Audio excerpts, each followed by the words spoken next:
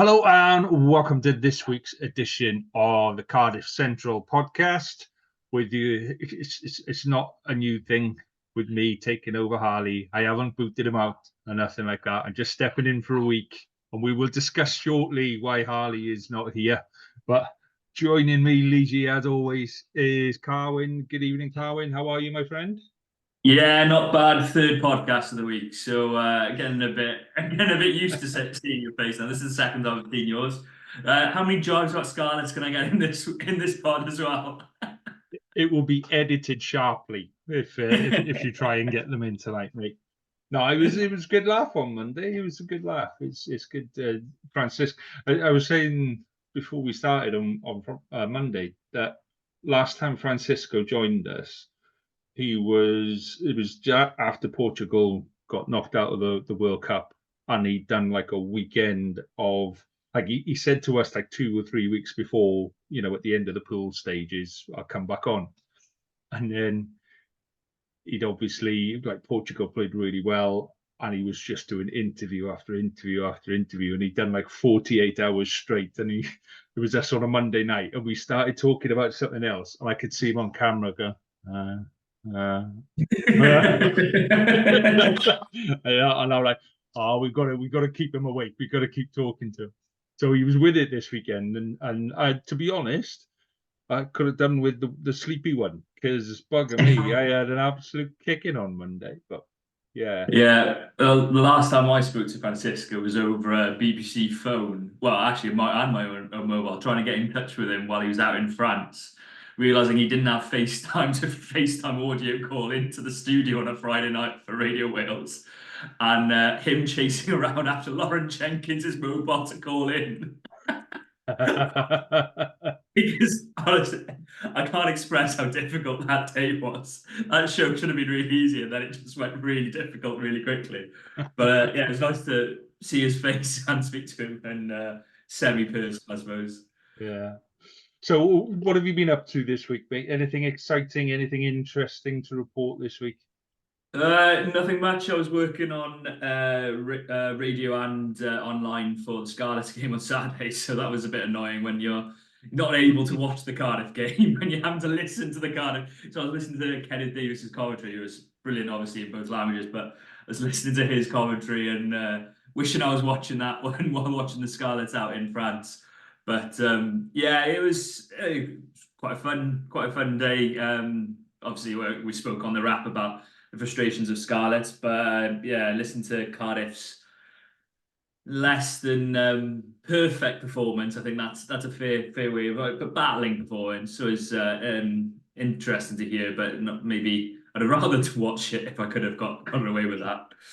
Well, I a long time ago, I say a long time ago, a couple of years ago, I was working on a Saturday night, and so I was following, like some of the national newspapers of Wales do a play-by-play kind of guide to the game, don't they?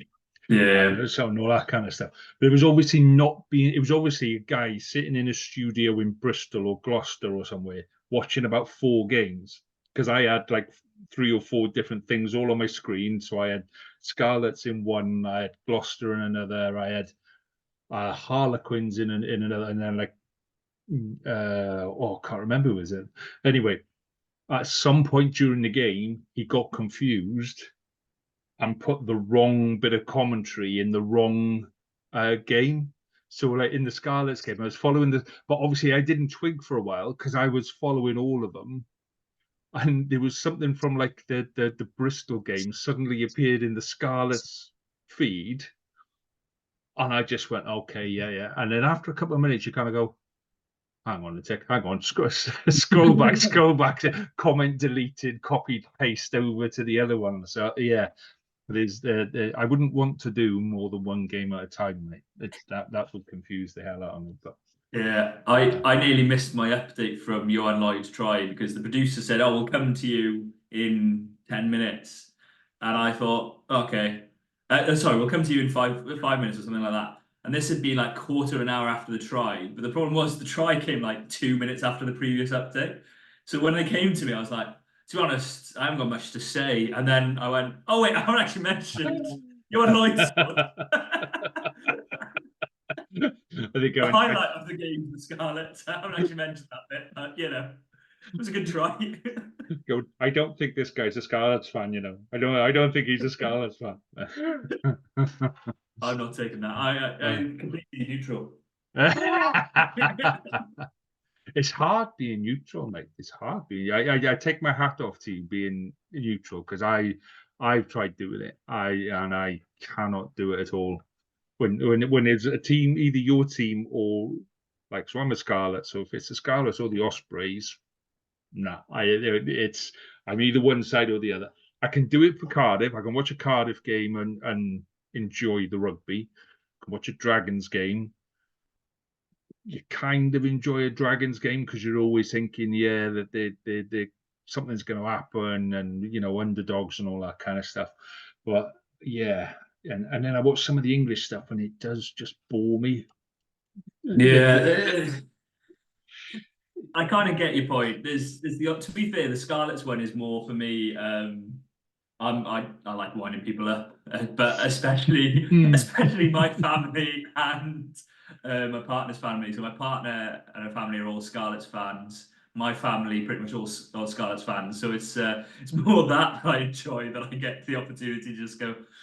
So Osprey played well on the weekend, or this year's derby results haven't exactly been ideal. Although I was there at Swansea.com celebrating when Dan Edwards went over, which was maybe not what I should have been doing, but it was nice to rub it in a little bit. You do know we got Christmas coming up, don't you? And Christmas is full of like the family time where you're going to have to sit in a room with all these people and talk about rugby at some point, and they're just going to keep reminding you about how many times Scarlets have beaten Cardiff this year. Yeah, so we're going to the Boxing Day game at the Ospreys, so I'm really hoping for Ospreys win. Oh, this is going to be difficult. So yeah, that's basically my Christmas is getting through Christmas Day and then praying that the Ospreys win on Boxing Day, just to have something to brag about, right. Even though it's not even my team. That's awful, mate. That's awful. Well, let me tell you about how my Christmas is going so far. Right, so tree is up, decorations are up, lights are up now, yeah, and all of that kind of stuff. And then, so we went to see Luminate last night at the Botanic Gardens. That was really cool. First time I've been to see. That was really, really cool. So done all of that. Lights downstairs, and then my wife's developed an obsession with like lights inside ornaments, but you've got to switch them on individually. Yeah. So, and we can't have one. We've got to have a display. And then you can't have a display on one side of the room without something to balance it on the other side of the room. So I've now got to like switch the tree lights on and then spend 10 minutes going around going, click here, click, click, click. And then like, you've got to like switch everything off at the end of the night.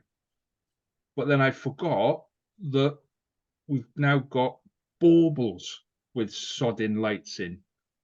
So I switched everything off, about to leave the room, when you turn around and you go, well, there's a light. Where's the light coming from? And then you go like in a tree like this, trying to find where this sodding bauble is, which is a Father Christmas on a parachute. And you go, oh, there we go. That's that done. I'm in trouble now because my wife has just heard me talking about switching all the things. So my wife is literally stood there going, oh, yeah, she doesn't want to appear. There you go. There's my wife on the pod. But they look really nice, don't they? They do look really nice, mate. They do look really, really nice. Anyway, I'm doing a pod, love. It's not my obsession. Oh my God. I'm in trouble now. Right. That's good timing, wasn't it? So let's stick to rugby, shall we? Let's do some rugby. So yeah, bit of a tonking on the weekend. Let's start it with that. Tell me what you think about the first quarter of the game, and then tell me what you think about the rest of the game. Let's go with that. Yeah, we'll come to the headline, because the headline is biggest loss in Europe in 17 years, which doesn't look great. But the first 20, 25 minutes, I was really impressed with Cardiff's performance. In between the 22s, really good, solid. Didn't do anything flash. Didn't do, there were a couple of nice passes, a couple of nice bits of play, but there was nothing that I thought, oh, you're pushing the boat out, you're trying too hard. It was really simple play, getting to the 22 quite regularly. The entries into the 22, getting those opportunities, getting within 5 meters. But the big difference I found in that start of that game in particular was, yes, we know Toulouse are accurate. Yes, we know they've got world-class players and players on another planet. But Toulouse's scramble defence versus Cardiff's was on a different level. That was a bit that I really noticed in the first quarter of the game. And in particular, you speak about little moments in the game that could turn the game around. Evan Daniel gets held up from a tap and go penalty 5 meters out. And in the current laws, the way that, since the dropout law, that is a huge momentum swing. Back, previously, go back to the scrum five, it's not actually that much difference. You're basically back at square one so long as you've got a half decent scrum, which Cardiff did on the weekend. But now you've gone from 5 meters out, held up over the line, you've got a 40-meter loss because that's where the kick ended up, and that's where you end up carrying it back is the 10-meter line pretty much. So that was a big momentum. The other one was Tom Ramos's tackle, which is brilliant. So there's a break down the right-hand wing. I want to say Hala Hollows, gets really close. And then Shane Hughes cuts a brilliant line. Like Hadley Park, I assume Leo will appreciate this, but sort of Hadley Parks-esque off nine, that out to in line, cutting against the grain, trying to target high forwards. And he probably thought, oh, ideally, I've found the 10. I'm going to barrel through him. Tom Ramos grabs him, okay, with a couple of Toulouse forwards, drives him back 5 yards on the scramble defence after a line break. It was brilliant. And that was a key moment. Cardiff scored there, they're back in the game. And I thought, you look at the small things in that game that you think, scrum went well. Scrum really did go well. I thought Carey scrimmaged really well. Azarati scrimmaged really well. I thought Azarati had a very good game, actually. Then you look elsewhere, there were threats. Mackenzie Martin was superb, scores a try. Teddy Williams was everywhere, it seemed like, in the first 20 minutes. It was the sort of performance that you went, oh, fair play. Like Cardiff are coming here to really contest. It's not just chuck the ball around and hope for the best and get a bonus point if we can. It was, we've come to really compete, see if we can test this Toulouse side that haven't actually tearing up trees in top Qatar. So why don't we test them out? And unfortunately, small bits of play just weren't right. Little handling errors and that sort of thing as well played a part. There was a couple of moments where Mason Grady, beats 2 or 3 defenders, which is just what Mason Grady does, and then knocks the ball on afterwards, which you talk about net gains and net losses, is a net loss. So yeah, looking at that first 20 minutes, there's a lot to be really hopeful for and proud of. And then the wheel, funny enough, straight after Mackenzie Martin's try is when the wheels sort of didn't quite turn as well. That kick exit. I don't know if you're about to ask about it, but kick exit was one that really frustrated me. I think I mentioned it on the wrap, but you've just got to try. You take it up into a ruck, then the ball comes back about 10 yards to your fly half, who's got your whole pack inside of him on the left-hand side of the field, and he's kicking to the right-hand side of the field with a centre and a wing basically on a 2-up against Toulouse, against Tom Ramos, who this year has been one of, if not the best counter-attackers in world rugby. And you're saying to Ben Thomas, who is a good defender, but not, he hasn't played that much international rugby, so he's up against Tom Ramos having to make a 1-up tackle. And yet, he misses the tackle, the kick's too far, a bit aimless. Tom Ramos runs back in, offloads back into Blake Kinghorn, who scores his lovely first try in Toulouse colours and has his celebratory moment. It was just too easy. If there was a try in that game that frustrated me, it was that one, because it was just very un-Cardiff like this season, to be honest. Too easy. And I overall, that first 20 minutes, 25 minutes, I was like, do you know what? good performance, and you're 24 points to 7 down. But that's what Toulouse do, and Yeah. you can't be surprised at that. But I was actually really impressed with the performance for 25 minutes, and some of those players played really well. And it was quite a young squad as well. Yeah. I mean, we banged on and on about this year that we're going to bring young players through and we've got to be prepared for a bit of development and all of this kind of stuff. But for me, the bit missing from Cardiff now is leadership. Somebody to say, actually, right, from here, from this kickoff, let's just screw this down a little. Let's put it back in touch. Let's do the simple things. Let's not try and go for the kick for the wrong side of the pitch. Do you know what I mean? And I think scramble defence is again, it's led by somebody screaming at you on the pitch and having that desire on the pitch and that attitude. Up next, come on, do you know what I mean? So is that what's missing? Is that the key to unlock everything else in Cardiff at the minute? A bit more leadership on the pitch. Yeah, I think that's crucial. I think that's massive. You look at that back row, you're missing. Okay, Shane Lewis, who's back, who has a bit of experience, but has been through various reasons, has not played as much rugby in the last couple of seasons as he or Cardiff fans would have liked. So, apart from that, you have De La Rua on his debut game. They would start in the back row. You have Mackenzie Martin. They're both 20 or younger, that's a young back row going up against Jalanche and Flamand. Good luck. I mean that not disparaging it at all to either player. I just said Mackenzie Martin had a superb game, but I think we said it on the wrap that it was the worst possible time almost for Ellis Jenkins to get suspended, because you look at Toulouse and to a lesser extent Bath. What do they thrive off? Quick ball. And who's your key player to stop quick ball? Well, you're seven.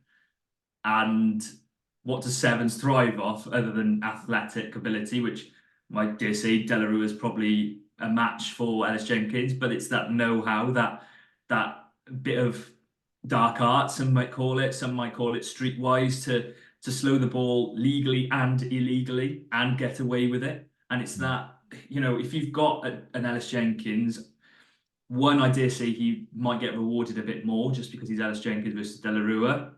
That is a thing. Whether it should or not be, it just is a thing. I dare say he probably times his efforts better because he's got that experience, and he probably knows how to get away with a little hand slowing the ball down here, a little foot just grabbing the ball back when he's, and it's those little things that would have a huge impact on the game. I'm not saying it would have reduced the score that much, but it would have slowed down Toulouse's ball. And then you add on the leadership element, which anyone's seen that scrum five, like we talked about it a couple of weeks ago, but he has that ability to just give clarity. And he showed that, the clarity he offers to Mackenzie Martin and that line-out moment that Scrum 5 shows, that he just turned to Mackenzie Martin and said, well, you're the plus one and pull out. That's all he needed to know. He just went, you're the plus one and pull out. You don't need to know the rest of the move. Don't worry about it. That's not, and not out of disrespect, just to tell him, that's your job. Do it to your best ability, lead the defenders off, and then bang, we score. It's no coincidence that when Josh Turnbull comes back, Ellis Jenkins' leadership like that, Cardiff win a crucial game against the Stormers. It's not coincidence. It has been missing the leadership. That back row is still missing a both of them. Still missing a Fad. That's look at that back row that's missing. Thomas Young is unavailable. So it's difficult. But there's a lot of quality in that back row that is not on the pitch at the minute. I mean, there's virtually two international back rows that are not on the pitch. And that's for anything, that's just greedy, to be honest. The fact that you've got that many there, you should share them around a bit more. But do you know what I mean? That's a massive dent into your side when that's where your quality is, and that's where you're looking to build your game around. Cardiff build that game around quick turnover ball, you know, an aggressive out wide defence that can turn the ball into a turnover and a decent attacking opportunity, and then you've got them all either sat at home on a ban or sat in the physio's room going mini. Yeah. And your back rows are what stop the opposition. It's no coincidence that the last 2 games it's the fly half that have been man of the match. It's not a coincidence. You know the reason Johan Lloyd is a very good player, and I'm not just simplifying it, but the reason he has so much space to do as what he did against Cardiff was because our 7 was off the pitch. So you haven't got Ellis Jenkins putting him under pressure. Not saying Johan Lloyd couldn't have got out of that pressure. We've seen his footwork, but at the same time, it did make things easier. Similarly, okay, you did have a full back row on the weekend, but maybe if you've got a bit more of an experienced head in there, maybe you get a bit more pressure on Ramos. Maybe you lay on him, bordering on late, just to that sort of just thing. To let him know. Exactly, the classic retaliation in first. Maybe not quite Paul Ringer-esque, but something bordering on. But you also maybe get a bit more pressure on Dupont, who had yes, he's ridiculous and otherworldly and all that sort of thing. But you maybe managed to get a bit more pressure on him. You know, it was great seeing Shane Lewis-Hughes in a 6 jersey again, but let's be honest, it's at the expense of Alex Mann, who, you know, I think it was last week or the week before, we were talking about being our forward so far of the season. So that's the frustration and that's the difficulty at the moment. Is if you're losing so many players in that back row, it's about getting those players through and getting those players playing regularly, because that back row has never played with each other before. Like when are they going to play with each other again? I don't know. Because you know, Mackenzie Martin's going to be an absolute all-star. I'm not got no qualms about, no doubts about that. He's quality. Delarue is an absolute quality 7. Shane Lewis-Hughes is an international 6. Let's not forget that, and has been showing his quality in the second row this season. But you know, when you've got players to come back off the quality that Cardiff have got with the added experience and the leadership that we've mentioned has been missing, yeah, it's a problem at the moment, but a good problem to have long term. That's the best thing, you know. And the ridiculousness of it is this is also a side that lost Josh Navidi last year, as you know, Faletau out long term injured. It's bonkers. It is absolutely bonkers. But yeah, it was probably one area that was noticeable on the weekend that the opposition had a bit too much time and space. I think that's fair to say. If Cardiff had a 7-a-side team and it was just made up of back row players, it would be awesome. And they wouldn't get injured so much then, and they could play in all the nice sunny places. They could be in Las Vegas and Dubai and Hong Kong, sunny places where it's lovely and warm and there's a beach and all that kind of stuff.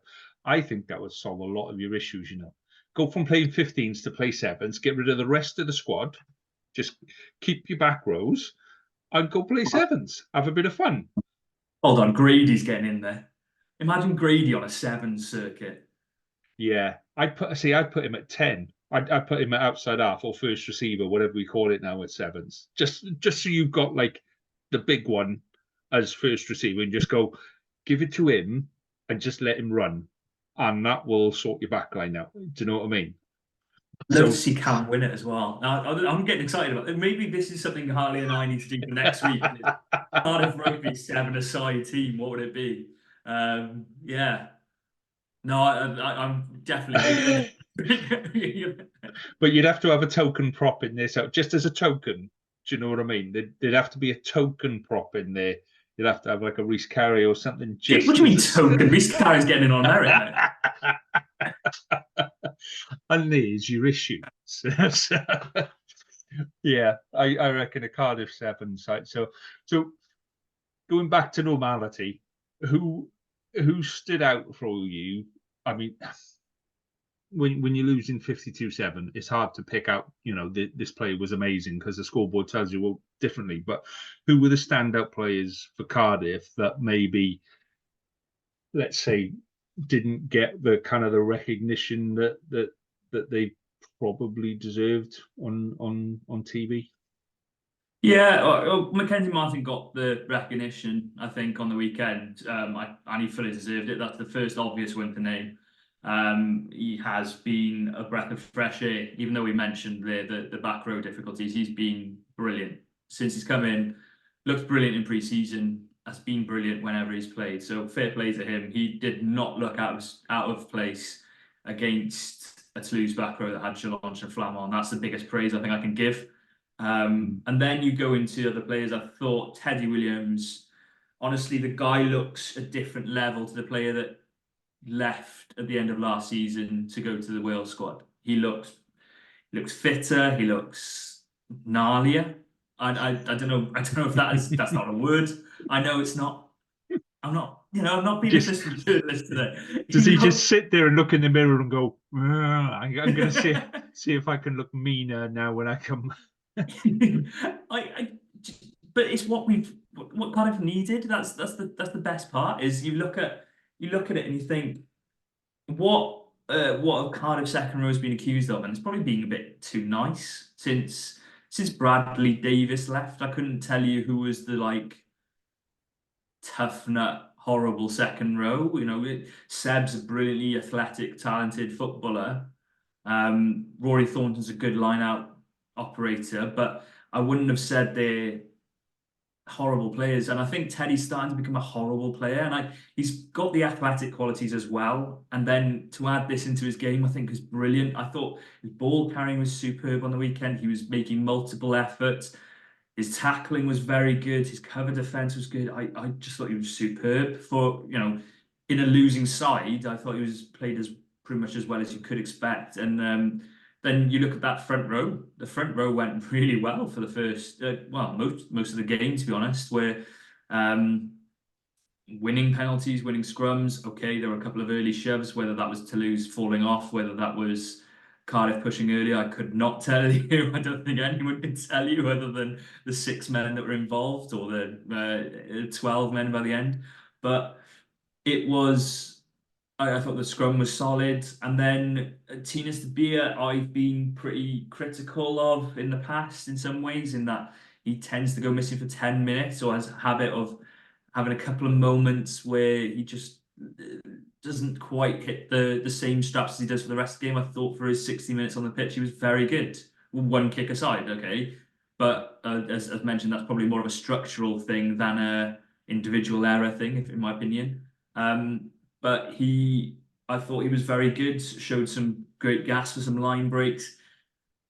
Would be nice to get a bit more support play around him for those sort of moments. If he's going to make the half break he makes, dare say maybe if Gareth Davis is scrum half, he's already on the half turn, ready to get on that in the inside. Maybe that's something that can be worked on, getting that support play in quicker. All in all, there were a lot of good performances. There were players, Jacob Beetham playing fullback against a Toulouse side that has Blair Kingpon and Tom Ramos. What an experience for him, coming through. Okay, he had the odd error, he had the odd moment, but he was mostly solid. Did his job and made some really good calls defensively at times. Stopped a couple of tries, to be fair. Um, there were plenty of individually good performances and plenty of good team areas, like the scrum, as I mentioned. The lineup wasn't that much of a problem. Maybe second half it deteriorated a bit after substitution and stuff, but I I wasn't too disheartened despite the scoreline, and maybe that's a sad realization of the fact at the moment of that's where Welsh rugby is versus French rugby, or the top of French rugby. But I still thought the overall performance wasn't too bad despite individual errors at times, and Mason Grady was still swatting away players for fun. So he's doing that against Scarlets and against Toulouse. So that's it doesn't matter who he's playing against. I just thought I'd get a little jibe in But there because and why yet not? you and yet he ended up on the losing side in all three games. So what's to say there? I need to remember I'm on the Cardiff podcast, and I'm not going to rise to your bait. Is what I'm not going to do, mate. So yeah. So a couple of things that I was jotting down. Okay, so one, Mackenzie Martin. hair. And now, I mean, I mean, there's a mullet, and that I don't know how to describe his hair because it's almost mullet-esque, but then it kind of disappears into some kind of hedge on top that Yeah. I'm impressed with on a certain level, though the fact that the guy can carry it off and can be quite proud of the fact. But then when he goes to the hairdressers, I'm assuming he goes to a hairdresser's, by the way, it's not his mum, does it? What on earth do you ask for when you're sat in the chair? What on earth do you ask for when you've got a hair like that? I feel like neither of us at this point are having similar haircuts and poor haircuts at that, which is, I don't know if you order the same thing, which is maybe a 3 on the sides and then take a bit off the top. I, So, it's summer's coming. Make it a number 2, if you will. Thank you very much. yeah. That's about as close as it gets. Or as I did once, I'll have a 1 on the side. Barber looks at me and goes, "You sure?" I go, "No, I'll have a 2." So I yeah, went for a haircut once, right? Genuinely, and like it wasn't my normal hairdresser that I've been going to for 20 years or whatever, and I happened to be somewhere else. I need a haircut, right? Okay, jumping around, so yeah, usual stuff. And I said, and take it as short as you can on top, please. And I swear to God, she turned round to me and said, "I'll leave a little bit on there to cover the thinning." What? You'll you'll do what? and and she was lovely and stuff. She was quite young. Yeah, just leave a little bit. I think she thought she was doing the right thing. yeah. So yeah, haven't been back there since on that. But yeah, If we're on this, I once got refused a haircut, which which was no how'd you get fault. refused? Uh, long story short, I lost the bet, so I had to dye my hair blonde because that's what guys in the uni do. Yep. And I was told it was non-permanent dye. Very much not the case. And basically, I'd got to the stage where it was just bleach blonde, horrible. I'll find a way of sending a photo or something.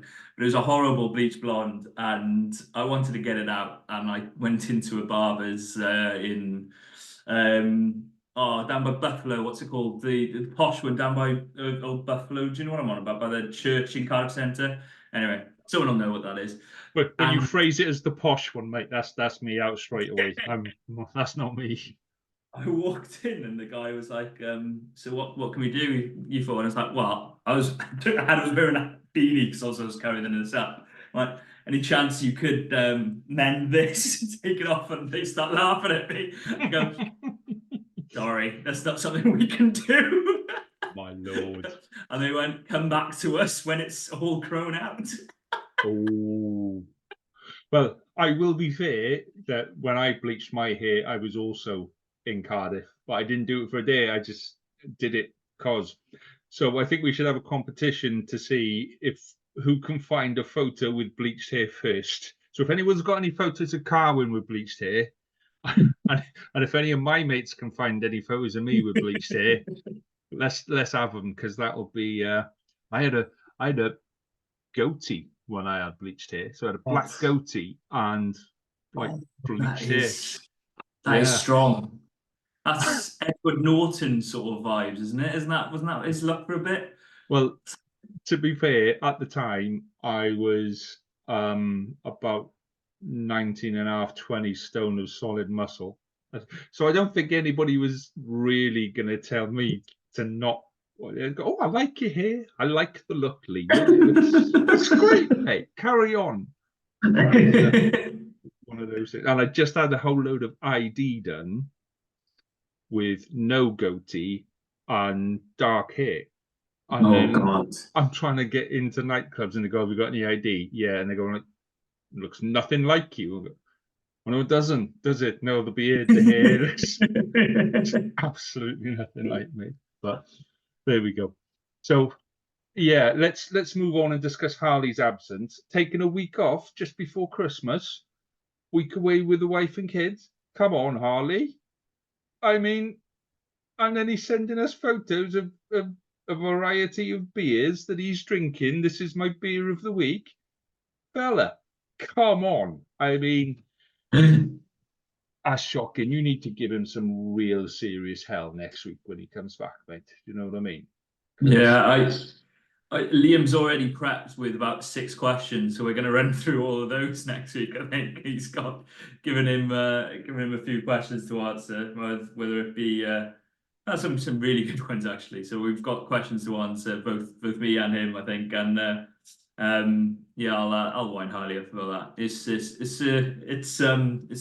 shameful, to be honest. You know, it's almost like he looked at the result and went, "Don't fancy that one this week." Almost, yeah. It's Yeah. almost because it's strange that because Jamie did exactly the same thing when the Dragons played. Gosh, who was it? As one of the South Shocked. African sides. Yeah, so I think it might have been actually. And it was like, oh, I can't make it this week. Oh no, it was Leinster. That's what it was. It's Dragons Leinster. We spent 20 minutes going. Newport are going to get absolutely tonked. They're going to get stuffed this weekend. And Jamie went, yeah, I'm not here next week, by the way, boys. Strange that. So yeah, Harley needs he needs a forfeit. Harley is still shirking his baby sham fine from the rap pod. He owes us a baby sham. We introduced the baby sham fine for anyone who I can't remember. I think it was just if we wanted to tuck someone up and for doing something stupid in the week, we'd find them a baby sham. So for the drink of the week had to be a baby sham. So I think next week on the Cardiff pod, he has to have a baby sham, a baby sham fine because it'll be Christmas. So yeah, there you go. Sounds good. Right, let's talk the coming game then, mate. Bath. First off, Bath 8 o'clock Saturday night. Normally Saturday night 8 o'clock kickoff would be a bit of a bit of a downer, but I think this one's going to work in your favour. I think the crowd is going to be absolutely bouncing. Everyone's going to be on the session from about 3-4 o'clock in the afternoon. By the time you get to 8, you'll just be at the fun bit. You'll be at the fun, excited. Let's just shout at everything and cheer everything. And I genuinely think that's going to work in your favour this week. So Yeah, I think the good, the bad, and the ugly of every rugby shape, form, and size are going to be there. And I think, yeah, some of the best days of Parc Cardiff. I've just come off the Welsh pod, that's why. Cardiff Farm Park days. Have been against these big sides. Be it Sale, be it Leinster, be it Stormers twice. That's just recent years. These big results that happen at the Cardiff Arms Park, and I I realised I was a bit negative on the rap. I think Harley messaged me saying that my prediction wasn't the best. But like this is a proper Bath unit. This isn't the Bath side that came a few years ago, and I jested on the pod and joked about it. But a couple of seasons ago, I went down to Park of Scarlets and they lost quite convincingly, didn't they? And I think it's a much improved outfit. It's got a pack that work together and are a unit, and as individual players, by the way, are brilliant. Benik Abano at loose head. You've got your Underhill, Barbieri at the back row. You've got your two solid second rows in, I think it's Stuke and Ellis, isn't it? Or it was maybe actually, sorry. And then no, it's not it was. Ewells? Yeah, that might be right. And then you add in your back division, which is just brilliant. I love Ben Spencer as a 9. I think you've got your Finn Russell, Redpath, Lawrence, Cokanasiga, and Muir on the wings. It's a really quality outfit that are performing well, that like throwing the ball around. Then that are facing a Cardiff side that like throwing the ball around. Both sides, let's be honest, probably known more for their attack than the defence. Especially the backs, and I'm really excited for it. I think the weird one is trying to work out what sort of game I'd want to see, because if as a neutral, we want everyone to throw the ball around.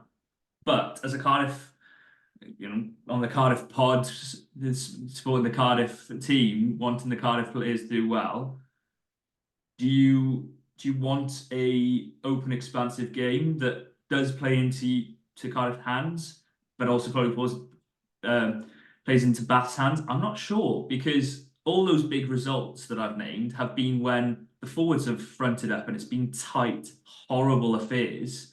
Let's be honest about it. They haven't been score fests. Maybe Leinster, one of the better ones, but it's been tight, horrible. Sale, especially. Think about how horrible that game was. Really, it was just two packs just going at it pretty much for the whole 80 minutes. And I don't know. The pack is an interesting one, because I think front five, although they've got individual players and they are scrummaging as a unit and working as a unit, it's not something I'm that afraid about. It's not like I'm trying to think. It's not like a La Rochelle pack coming down. Let's put it that way. It's not that sort of front five size. So I'm thinking, yeah, Azarati could take that on. Domachowski, Carey could both take it on if Carey's fit. Teddy on his performances, Seb has been playing well as well. I'll take that on with anything. The back row, yeah, they've got real agility and gas, and I don't know. It's a really difficult one to call how you'd play this game. I think keep it tight and try and take advantage of any mistakes rather than throwing the ball around as we did against the Bulls, and came unstuck a bit there in that game. So I expect a very different Cardiff performance this weekend than I saw out in Toulouse. And the big difference is this is a game Cardiff will have targeted and think they can win. And I don't think they're wrong to think that at all. Just that this Bath side are probably flying much quicker than anyone expected. I don't think anyone expected them to be that good this year. I think they were expecting maybe next year to be the year Bath kicked into gear, or the end of this year. But they've, Finn Russell's hit the ground running for them. So yeah, I'm excited about it. It's going to be a real test. I just do favour Bath. I think Bath are favourites, and I do fancy them. But it's I said the same for Stormers. I said the same. I just said the same for Leicester. I said the same for Sale. So yeah, I think any Cardiff fan would be saying, "Bring it on." So Cardiff have said today that Tamani is fit and available for the game on Saturday. Where do you bring him in? You can't leave him not playing, can you? Realistically, you need a player like that. Yeah, we were talking earlier about leadership. He provides the kind of leadership that says, follow me, watch what I do more of this sort of a thing. He's that kind of guy, and he brings a physical element to the game. I think he's been playing quite well at number 8, in all honesty. I think he's been doing what you need a number 8 to do in certain games, which is give 5-10 meters for every time he's got the ball. So do you bring him in at 8? Do you bring him in at 6? Just stick him back in the second row? Where do you put him? So it's a really good point, actually. I'm glad you said that, to remind me of something I thought during the game and forgot to mention, which was when I was watching Mackenzie Martin, I thought he's done some brilliant things, but towards the second half, I wanted him to just have that Xavier Rush thing of, I'm the guy who's going to take you forward 5 yards.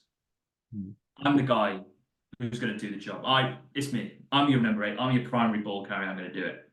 And, he's, what is he, 19, 20? He's not going to be doing that yet. I fully appreciate that. But that's the development moment, that he has 20 moments a game or 20 carries a game versus 10 moments or 10 carries a game. That's the development process. And that's what Tamani has been doing. He's been carrying the ball a lot. Yeah, he's also knocked the ball on a lot. Let's be honest about it. He has made a few errors, but it's because he's always prepared to do it. Doesn't matter if he knocks the ball on. He's gone, right, I've knocked the ball on there. Okay, next time. There we go. And that comes, that's a form of leadership. That's, what was it, Ted Lasso, the golf, be a goldfish. That's the sort of, you forget your 5 minutes, the last 5 minutes, you just carry on going, because that's your job. Your job is to carry the ball. Yeah. Yeah, you've made a mistake there, but make up for it next with the next carry. And he has been brilliant this year. Yeah, I don't want to say bring him straight in at 8 for Mackenzie, because Mackenzie's been playing really well. But on the flip side of that, he's a player that would be nice to see on the pitch. And on the form that he's playing in, you could put him at 6, but if Man is fit, which I'm not 100% sure if he is, it'd be nice to see him back. I also, I'm more than happy to see Shane Lewis-Hughes have some more game time at 6. So yeah, I'd say bring Tamani in at 8, and then the great thing with Tamani is that he can play second row, play 6, and if you've then got a Mackenzie Martin off the bench for 20 minutes of just raw, I'm just going to crash bang my wall up and break through about 16 tackles in one play.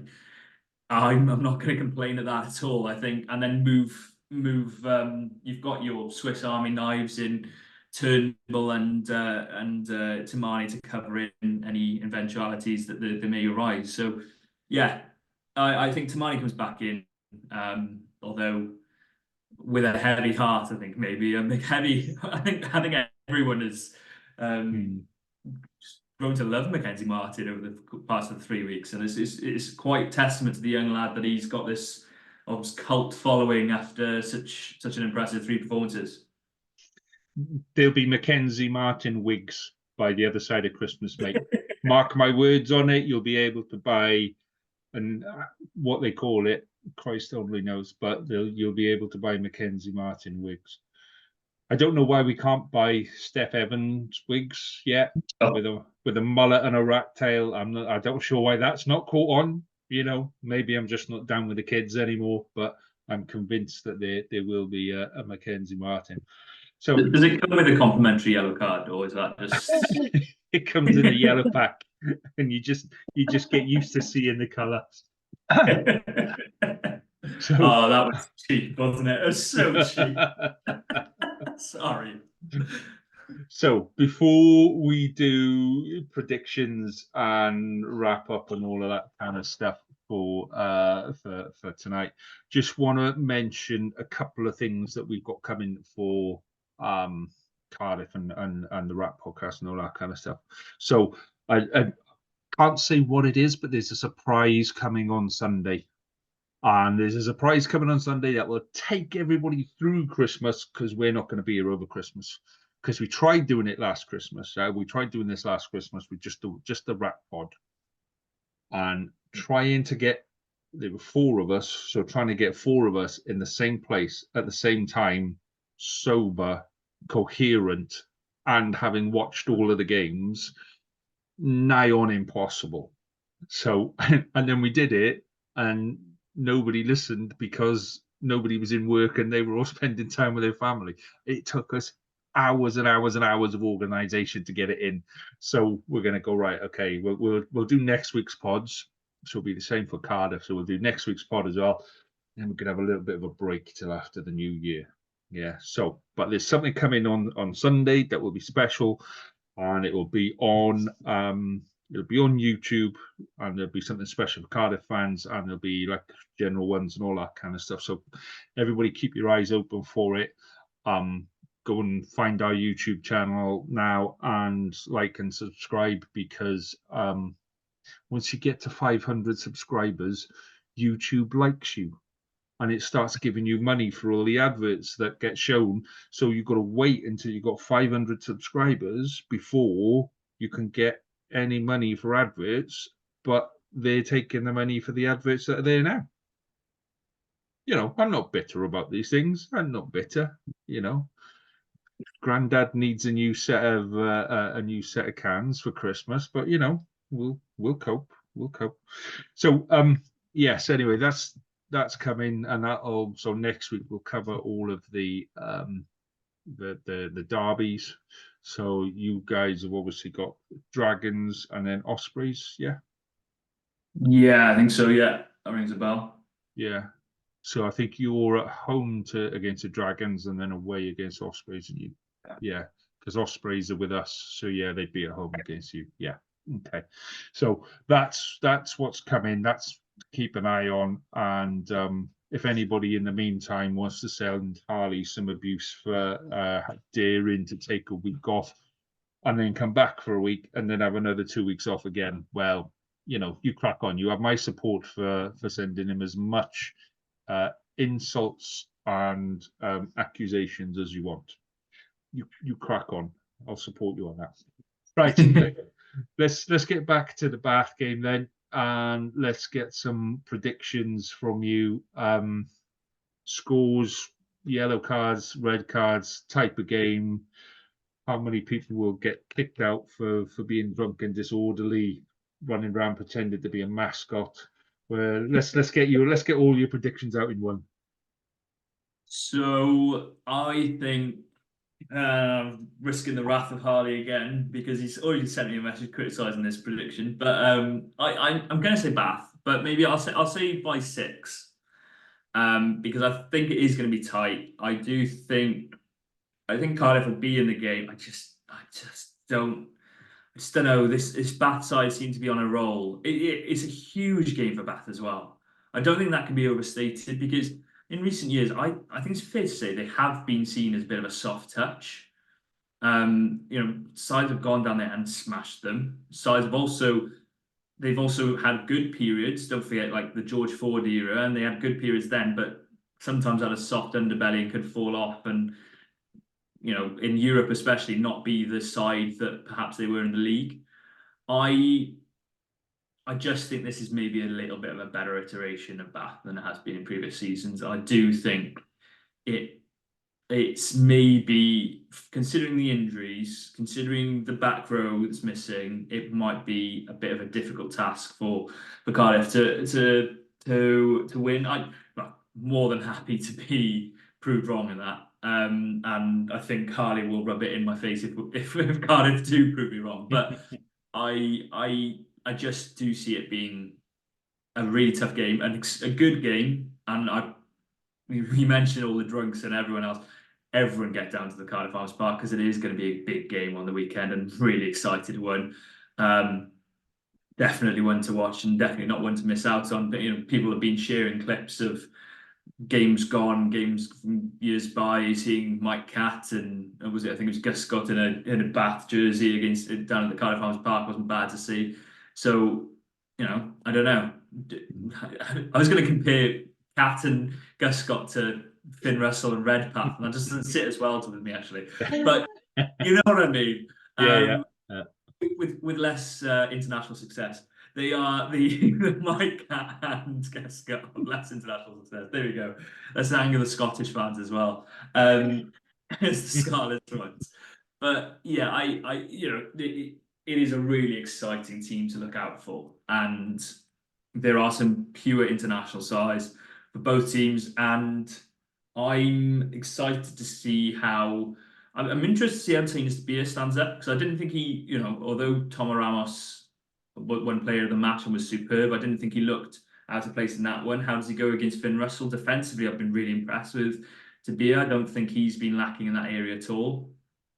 So see how he goes in that fixture up against Redpath and Lawrence, and I assume Lawrence is going to come down his channel pretty early. If I was if you're Bath, that's what you're going to look at, isn't it? Going to go young newcomer 10, just run down his throat. So yeah, excited, look forward to it. Bring a pint, have a good laugh, and enjoy everyone's Christmases, and hopefully Cardiff can prove me wrong and leave us with a last win before Christmas. Okay, so you're predicting Bath by how many points? 6. 6. Okay, so I've listened to what you've had to say there, and I'm not saying that you're talking out your arse or anything, but I'm actually going to go for a Cardiff win. For no other reason that I'm on a Cardiff podcast, and why would you do anything else? No, I genuinely think that you'll have a really, really full ground. And I'm going to throw this out there now to see how many people are listening. Antlers are the hair piece of choice for this weekend. So a nice big kind of antlers there. So when you're nodding and they're doing all of this kind of stuff, I think that's what you need. You need plenty of them. You need to make it a fun kind of experience. You need to make it enjoyable for the crowd. So it's just constant. Do you know what I mean? It is when the Cardiff crowd are alive, it's constant, and it feels like they're right on top of you because it's just the way the ground is. So I think if that happens, then the players sense it, and the players kind of, when we were talking earlier about that scramble defence, that having that crowd, that constant crowd noise is enough to get you up and going. That constant crowd noise gives you that emphasis to go those extra 5 meters. That noise gives you that, we talk about Tamani taking it and, okay, I might knock it on, right, get up, I'm going to go do it again, I'm going to go do it again, I'm going to go do it again. And it'll affect the ref and it'll affect everything. So, yeah, for that reason and that reason alone, I think Bath will get just put off by it because, they might be used to playing in front of bigger crowds and all that, but they're quite quiet crowds. They're only up when Bath are playing well and all that kind of stuff, and the rest of the time they're on the bloody prosecco and scones in the hospitality, So yeah, get down there, make some noise, get your antlers on, bring the drums, bring the trumpets, just shout. Just get in their faces and shout. And you know what? You're not there to be you're not commentating on the telly. You don't need to be an independent and neutral type of person. Get in their faces and shout. You're there to support Cardiff and let the boys know, because I genuinely feel Cardiff by 10 is doable. Genuinely, without, if you can make it happen, this is when it's going to happen, and it'll be a big springboard to go on. And the only good thing you've got from that is that you don't have to play the Scarlets for the rest of the season. So your bogey side is gone. Yeah, I'm going to avoid that one. Well, you never know. But yeah, I was just thinking there when you said about the we should bring chants into rugby, and the only one I can think of was you've got a crap Christmas market. Walking in the winter wonderland. Yeah, I think you've got a crap Christmas market walking in a Cardiff wonderland. If someone can sing that and get it near a mic, I'd listen to that. So we've now got antlers, drums, trumpets, any musical instrument, and you've got a crap Christmas market walking in the Cardiff wonderland. Okay, well, there we go. Let's see how influential the pod is. I will be watching the game with they'll be like, they're not really fussed about what's on the pitch. I just want to see what's going on in the crowd, But, yeah. One question for you, Lee, before we finish, because everything Cardiff Rugby and Football on Twitter sent us a good question, which I promise we will answer next week, which was if Cardiff could take one player from each region, who would we take?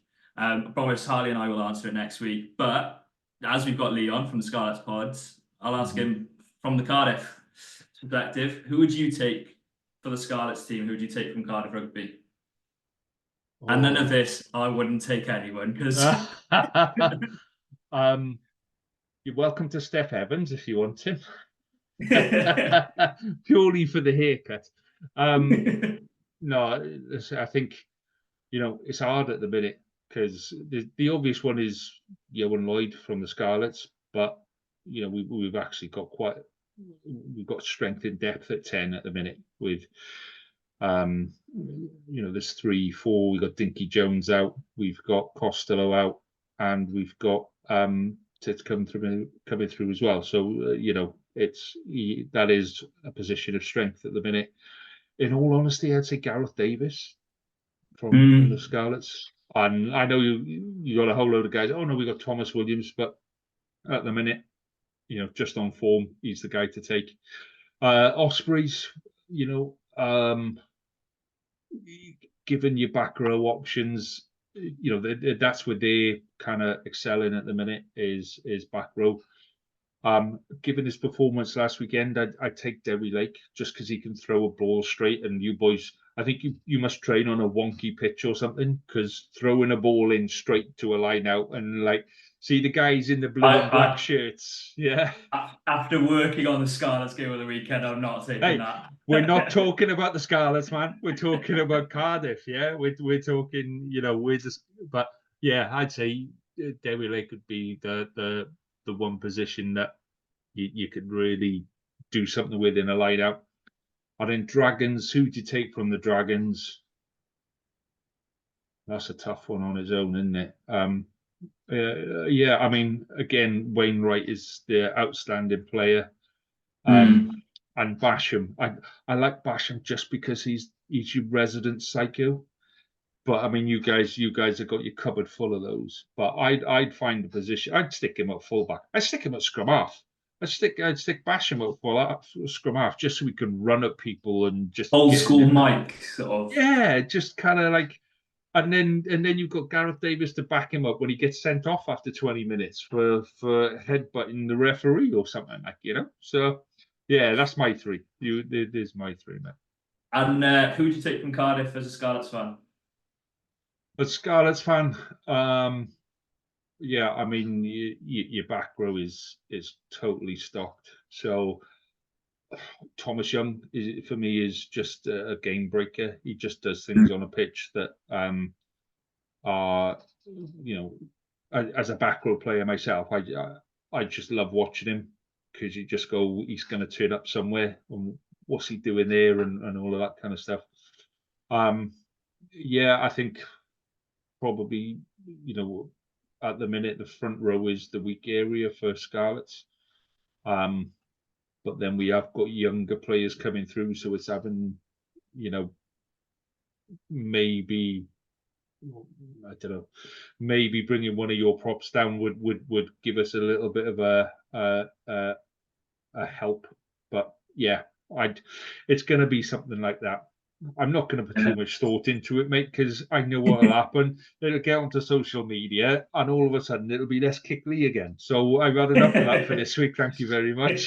So, but you I wasn't boys, saying I was tempting it, but what is your Twitter again? No, it's fair what you say about Thomas Young. Like last season, obviously, probably Cardiff's player of the season by a fair distance. I think he's brilliant. I thought last season, but this season hasn't really featured. Started, I think, one game, maybe two games. So it has been obviously out with injury and things like that, but also just not selected. And it's a bit of a surprise, but at the same time, when you've got 6 options at 7, you've got a bit of a tombola, and well, and to use the Scottish Rugby Pod's term for it, but yeah, they call it Tui Tombola, don't they? The selection, but yeah, a bit of bingo to pick up whoever's going to be selected. So yeah, I can understand that one, and yeah, I'll take what you said on board about the other players. I don't know if I'll take from Scarlets. I'm still struggling on that one, but yeah, I think it's an interesting question worth answering, and we'll see what we come up with next week. Yeah, absolutely, mate. So I'm going to go and abuse Harley some more. I'm just going to, why he gets a week off a week before Christmas, just unacceptable. So it's been a pleasure tonight, mate, having a chat. It's been great, and yeah, I shall be watching the Cardiff game on Saturday. I'm watching the crowd at the bare minimum. So yeah, have a good one, mate. Enjoy it, and I will catch up with you again soon. All the best. Yeah, all the best, Josh. See you, mate.